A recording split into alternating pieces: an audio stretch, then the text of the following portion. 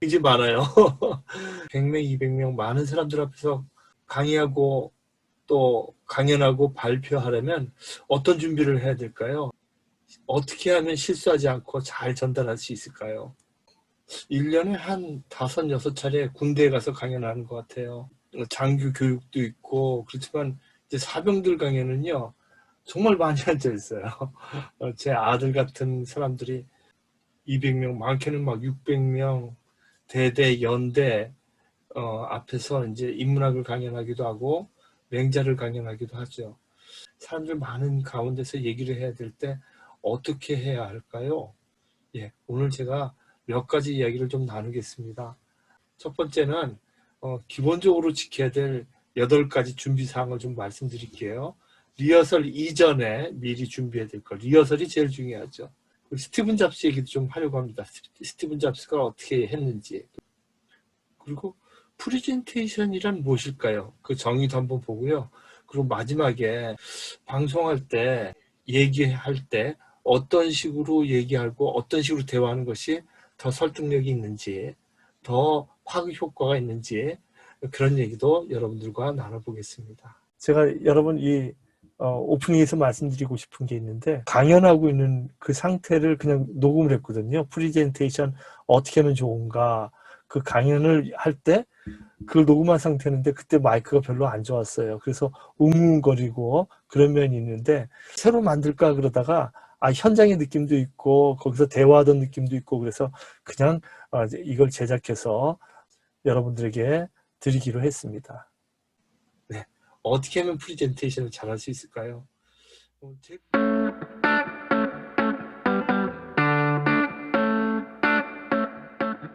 음악을 넣어야 돼요. 시그널 음악을 다. PPT에 시그널 음악 넣기.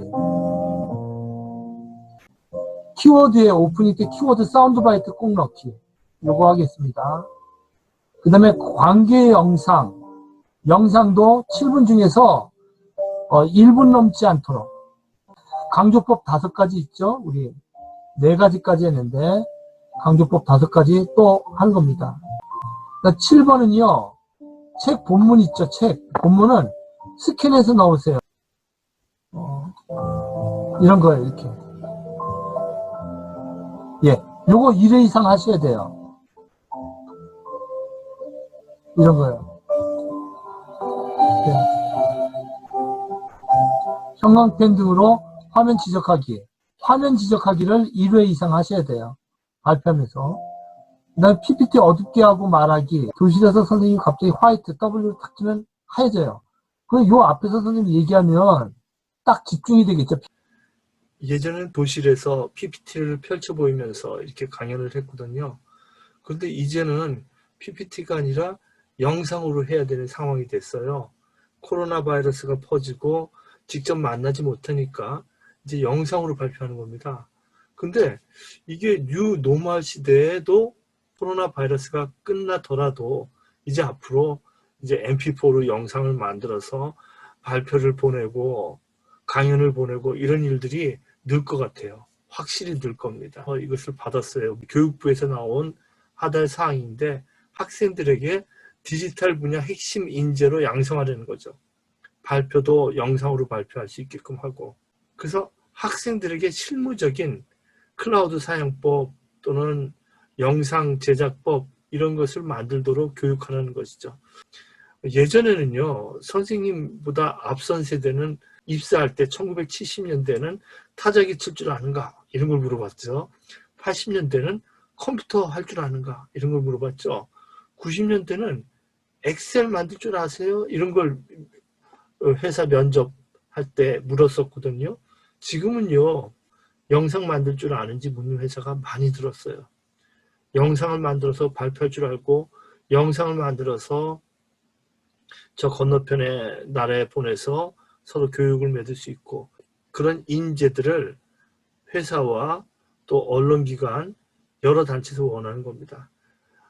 여러분들이 유튜브를 하고 또 영상을 만들고 이런 것은 이제 필수예요. 6P 시대 때 원고지에 글 쓰는 법을 익혀야 하듯이 타자기 시대 때 타자 치는 법을 공부해야 하듯이 컴퓨터 시대 때 컴퓨터 치고 엑셀을 배워야 하듯이 이제는 영상 만드는 것이 이제 기본적인 것이 됐어요. 피할 수 없는 디지털 시대, 뉴 노멀 시대가 됐죠. 우리가 발표를 5분으로 하기로 했죠. 충분히 하면 좋지만 5분으로 정했습니다. 5분 동안 하는 중에 3분 이상은 내 모습이 이렇게 나오도록, 내 모습이 3분 이상은 내 모습이 화면에 나오도록, 구석에 나와도 좋고 전면에 이렇게 중앙에 나와도 좋고 옆으로 이렇게 지금처럼 옆으로 나와도 좋고 내 모습이, 발표자의 모습이 나오도록 그렇게 설정을 해서 여러분들이 제작해 주시면 고맙겠습니다. 유튜브에 검색해 보면 발표자 모습 나오게 하고 발표하는 방법 이런 거 굉장히 자료가 많습니다. 그래서 유튜브에 검색해서 어떻게 하면은 사람 모습을 넣어서 발표할 수 있을지. 5분이면은 그 편집기도 다운로드로 무료로 다 쓸 수가 있어요. 편집기 10분 이내로는 편집기가 다 공짜거든요. 5분으로 우리가 발표를 하기로 했으니까 여러 가지 편집기를 다운받아서 편집을 해서 만드시면 합니다. 프리젠테이션 최고로 잘한 사람은 돌아가신 스티븐 잡스죠. 청중에 맞는 메시지, 열정과 에너지. 그 다음에 슬라이드가 정말 대단하죠. 그게 하나의 쇼를 만들어주는 거죠. 텍스트가 적어요. 폰트가 크고. 5가지를 꼭 하셔야 됩니다.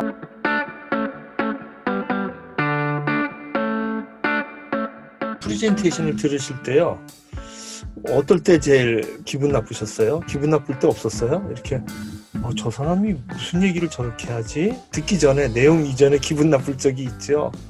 근데 마이크에다가 이 필터가 없는 데서 후 이러면 이 마이크가 고장나요. 네. 그리고 듣는 사람이 불쾌하거든요. 그러니까 그런 불쾌감을 주는 태도가 무엇이 있을까요? 마이크도 이렇게 손으로 이렇게 쳐보면 알아요. 예, 마이크도 알고요. 어떨 때 기분 나빴는지 여러분 친구들의 말을 들어보겠습니다. 아니면 PPT 가독성이 떨어지면 듣기 조금 불편할 것 같습니다. 우리 서영이는 가독성이고요. 글자가 작은데 많고 사진도 첨부했는데 작게 첨부돼 있을 때요. 그러게 말이에요. 글자 막 엄청 조그맣게 놓고 많고 그래서 쫓아갈 수가 없는데 금방 다음 화면으로 넘어가. 목소리, 발표를 할 때 목소리가 너무 작거나 어, 그냥 준비해온 대본을 읽기만 하는 그런 그게 중요한 부분들도 거죠. 자연스럽지 않고 읽을 때. 내용이 너무 많아가지고 어. 말하고자 하는 말을 잘 이해하지 못할 때 오케이. 좀 불편한 프레젠테이션인 것 같습니다. 내용이 너무 많을 때, 그죠? 그러면 우리 다음 한번 볼까요? 어떤 내용인지. 또 그대로 읽기. 이거 아이 컨택. 물론 일부러 다른 데 보고 이렇게 얘기하는 것도 인상적이에요. 다 천장 보고 얘기한다든지. 7,000명, 5,000명 앉아있는 데도 있어요. 제일 간단한 거 처음 하나만 얘기할게요. 사람이 아무리 많더라도 한 명만 보고 얘기하는 겁니다. 맨 앞에 앉아있는 한 사람, 어떤 친한 사람 한 명만 보고 그 사람한테 얘기하듯이 1,000명이 되든 2명이 되든 3명이 되든 똑같아요. 5명 앉아있던 10명 앉아있던 400명 앉아있던 7,000명 앉아있던 똑같이 한 명하고 대화하듯이 하면 됩니다. 상대방 안에 눈동자에 내가 있다는 원효의 사상이에요. 원효의 사상. 눈부처처럼 상대방 눈동자를 보고 대화를 하였어요. 대화할 때도 그렇고. 근데 그게 어색하면 코나 다른 데를 보는 거야. 눈 주변에. 그래서 여러분들 이제 발표하고 그럴 때 1,000명 있든지 10명 있든지 똑같이 하는 거예요. 한 명 보고 이렇게 얘기하면 돼. 대강당 2,000명이 들어오는 대강당에서 사회를 보는데 이렇게 얘기하고 나니까 무슨 말인지 하나도 기억이 안 나는 거예요. 네, 오프닝하고 들어왔더니 지금 KBS PD로 있는 선배가 탁 치면서 은규야 너 무슨 말 했는지도 모르지. 근데 한 명만 봐 그러더라고요.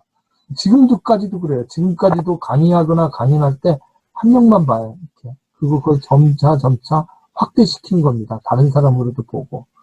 강의하거나 PT 하기 전에 일찍 와서 리허설하는 것도 중요하지만 앉아있는 사람들하고 간단히 대화하는 것도 굉장히 중요해요.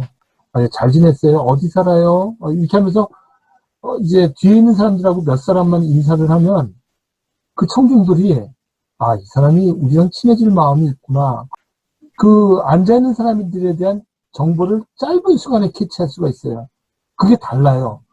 한 1분만, 한 3분만 그걸 해도 확 달라져요. 그래서 아이 컨택트 하는 거. 여기 이제 눈만 보는 것이 아니라 청중들을 잘 파악하고 얘기를 하는 거죠. 격식 없는 옷차림도 그렇지만 이 정신없는 손동작, 말버릇 가만히 서 있지 말라고 했죠. 선생님 한 번 정도는 1회 정도는 움직이라고 그랬죠. 리허설 절대 해야 됩니다. 리허설. 슬라이드 그대로 읽기. 그대로 읽기도 괜찮아요. 그렇지만 되도록이면 자연스럽게 읽어야 되겠죠. 지나치게 긴 프리젠테이션. 그러면 인상적이지 못한 서두. 이거 얘기. 아까 초두 효과 얘기했죠. 뭐라고 했죠? 사운드 바이트. 그 다음에 매진말, 클로징도 굉장히 중요합니다. 이렇게 여러분들이 매진해 주시면 좋겠습니다. 손석희 씨 앵커 브리핑 하는데, 이 앵커 브리핑 하다가 이분은 꼭 한번 움직여요. 이런 식으로 움직인다든지, 아니면 반대쪽으로 움직인다든지. 그래서 시선을 이렇게 쭉 끌고 가죠. 여러분들이 강연하거나 발표할 때는 한 번 정도 움직이는 것이 대중들을 잡아 끄는 거예요. 이제.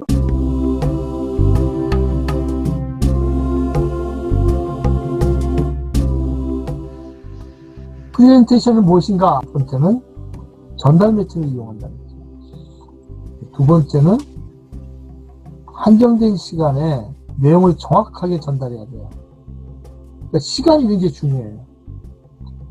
전달 매체도 중요하지만 말을 잘한다는 것은 시간을 정확히 지키는 거예요. 세 번째는 커뮤니케이션 방법. 지금 제가 이렇게 가끔 대화하죠? 여러분들하고. 그죠? 가끔 묻기도 하고, 대화하고. 그래서 일방적으로 얘기하지 말고, 어떻게 생각하세요? 이 의문형을 많이 쓰도록 하세요. 처음부터. 매체. 시간이 굉장히 중요해요. 커뮤니케이션. 프레젠테이션의 목적. 동기부여. 그리고 정보를 제공하고 설득하는 거죠. 그 실천하고 위안, 또 재밌어야 돼요. 그다음에 준비 마무리 작업인데 중요한 게 여기 리허설. 요거 안 하면 안 돼요. 리허설 안 하면 낭패 보는 수가 많습니다. 영상이 안 나오고 음악이 안 나오고 그다음에 글자가 폰트가 안 맞고 늘 앞에 가서 먼저 확인을. 그래서 30분 이전에 1시간 이전에 가서 모든 마이크도 테스팅을 해야 돼요. 그 다음에 초두 효과에서 우리가 상반되는 정보가 시간 간격을 두고 주어질 때, 우리가 정보 처리할 때, 맨 처음에 주어진 초기 정보가 나중에 무슨 말을 해도 더 중요하게 작용한다고 아까 말씀드렸죠. 그래서 막말 한번 하면요, 그 다음은 뭐 이게 회복이 안 돼요. 회복이 안 돼요. 말 실수 한번 하면은. 그래서 초두, 처음에 여러분이 발표할 때, 그 15초, 50초, 우리 6분이나 7분 중에서 앞부분 1분이 대단히 중요하다는 것을 우리가 잊지 말자. 그걸 잘 준비해야 되겠죠. 우리 사운드 바이트 하는 거 얘기했죠. 보통 사운드 바이트는 우리가 10초 정도 아주 짧은 문장으로 이번에 할 내용을 주제를 말씀드리는 것이 이제 중요하다. 이런 말씀을 나눴습니다. Communication without words. 그러니까 단어 없는 말. 그러니까 중요한 게 뭐냐면 비언어적 표현, 얼굴 표정, 몸 동작 이런 것들이 언어적 표현보다 더 인상 깊다는 거예요. 퍼센테이지를 외워두세요. 55%, 38%, 말 자체는 7%밖에 안 된다는 거예요. 그러니까 말로만 하면은 효과가 없는데 PPT 그림과 뭐 아까치 뭐 책을 들고 이런 것도 효과를 해야지 우리가 나머지 것을 효과적으로 전할 수 있다는 거죠. 이것을 메라비안 효과라고 합니다. 자, 그래서 이러면 안 되겠죠. 내가 가지고 있는 실력이나 정보가 전하는 방법이 좋지가 않아요. 설득해서 나오는 결과가 별로 없어. 내가 가지고 있는 내용이 이 정도 되고 방법이 있고 설득해서 오케이를 받아내야 되죠, 여기서. 그죠?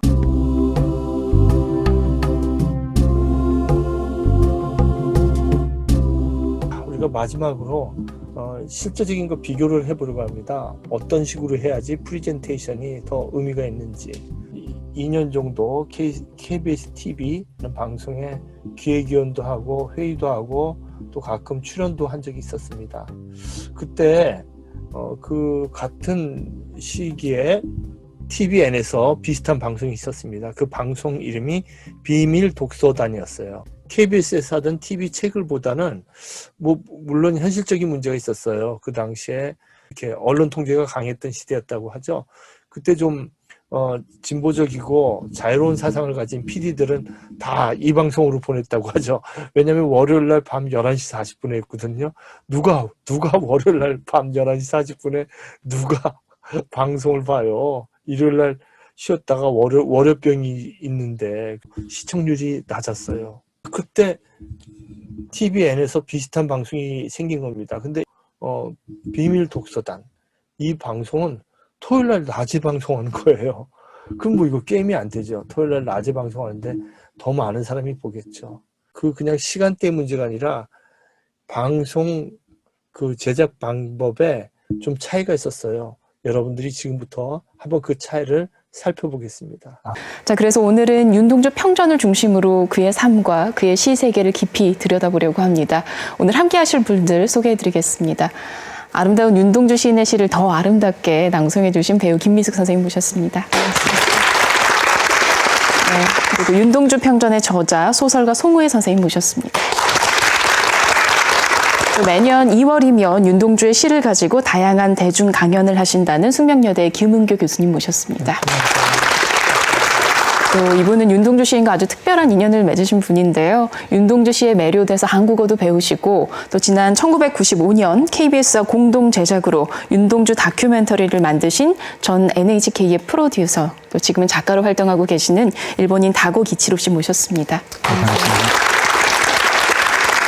와, 처음에 이 다큐멘터리도 제작하고 또 윤동주 시에 매료돼서 한국어를 배우신 거죠? 아니, 아직도 어학력 부족 때문에요. 오늘도 잘할 수 있을까 좀 걱정도 되겠지만 그래도 제가 윤동주 시인의 그 시를 통해서 네. 많이 한국어뿐만 아니라 인생의 진실이라고 할까? 그런 것까지 잘 배웠던 것은 그 사실입니다. 네. 또 우리나라에서 지금 윤동주 시인의 서거 70주년을 맞이해서 많은 다양한 기념 행사가 열리고 있는데 일본에서도 또 행사가 있다고요. 예, 리쿄대학 중심으로 해서 윤동주 여러 유품 전시도 가졌고요. 그 다음에 또 후쿠오카에서 지난 2월 16일 날 추모위원회가 결성돼서 이제 그 후쿠오카 구치소 뒤쪽에 좀 공터가 있는데 그쪽으로 아마 시비를 세울 생각을 갖추고 있는 모양이에요. 그래서 사람들이 모였는데 정말 일본 사람들이 마음을 모아서 그 윤동주 추모비를 세운다는 말씀을 들었습니다.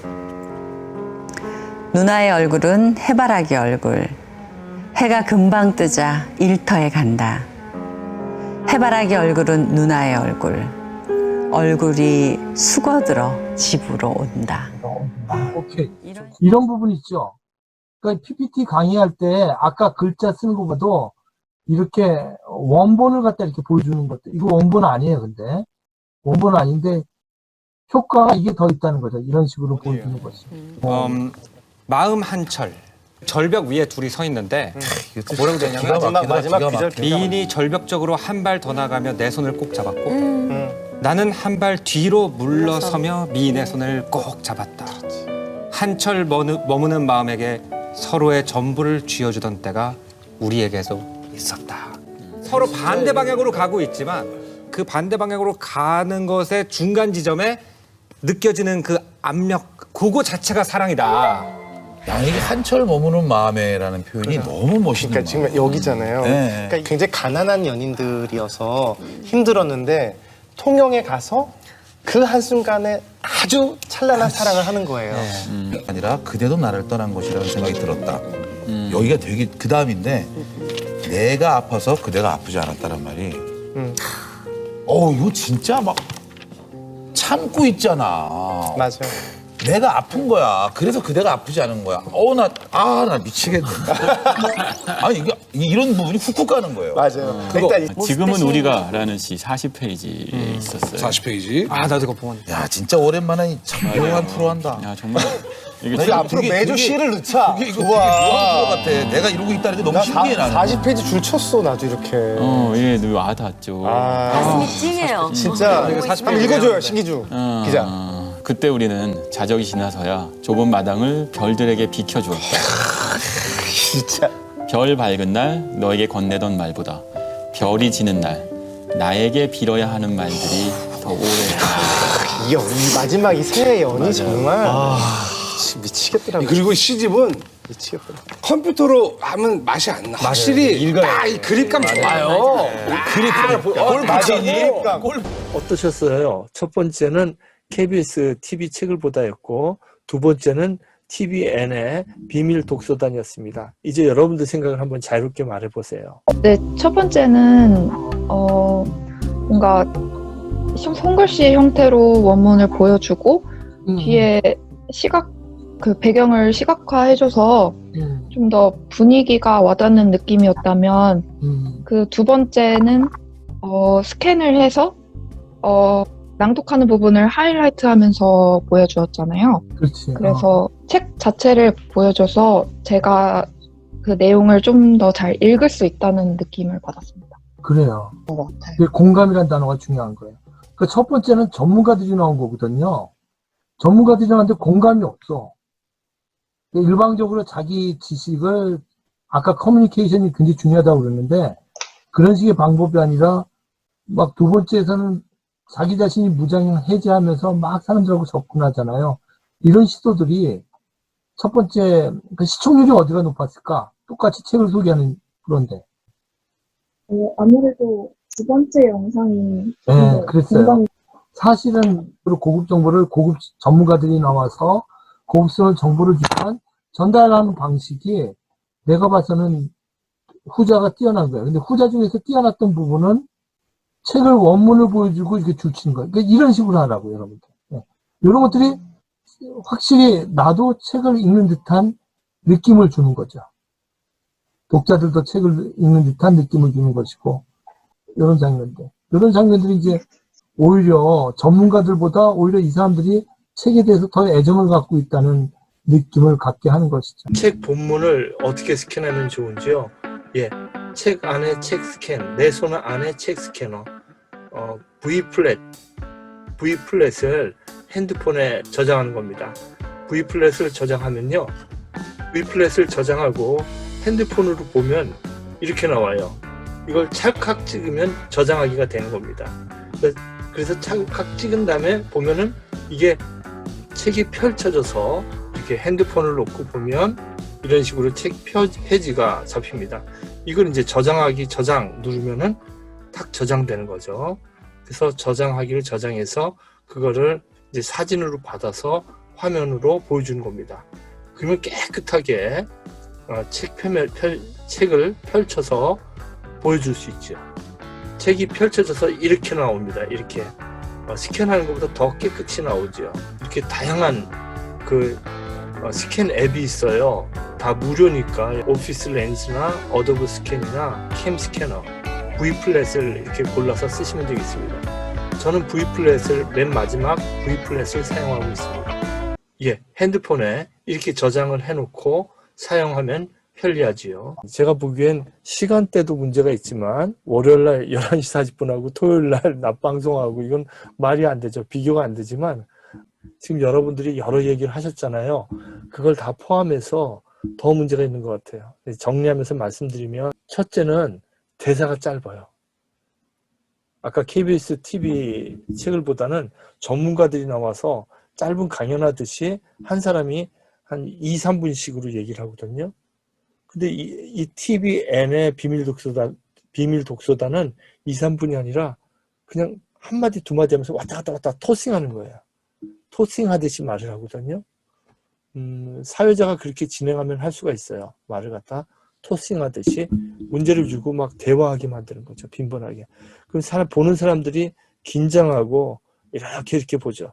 물론 KBS TV보다 장점은 뭐냐면 전문가의 말을 이렇게 차분하게 들을 수 있는 장점은 있지만 좀 지루할 수가 있죠.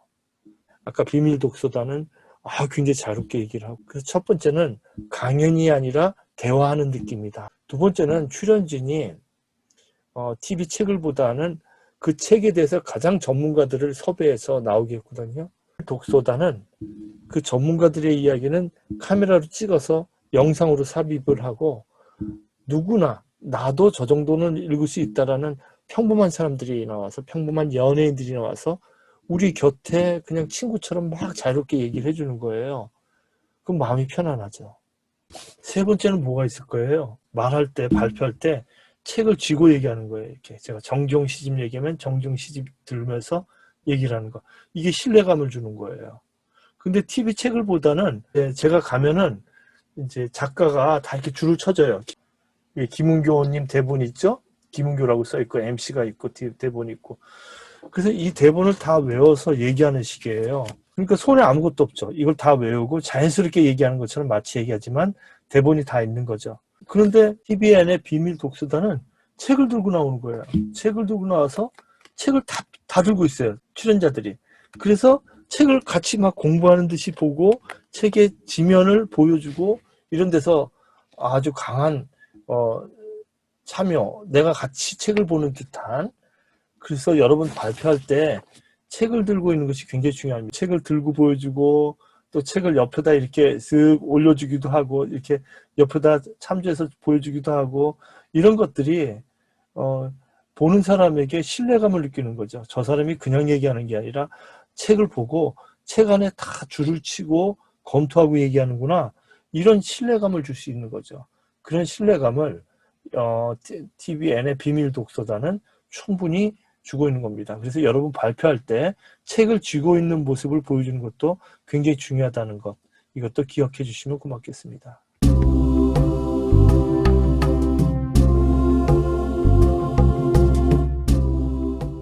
무슨 인포그래픽 아시죠? 인포메이션 그래픽.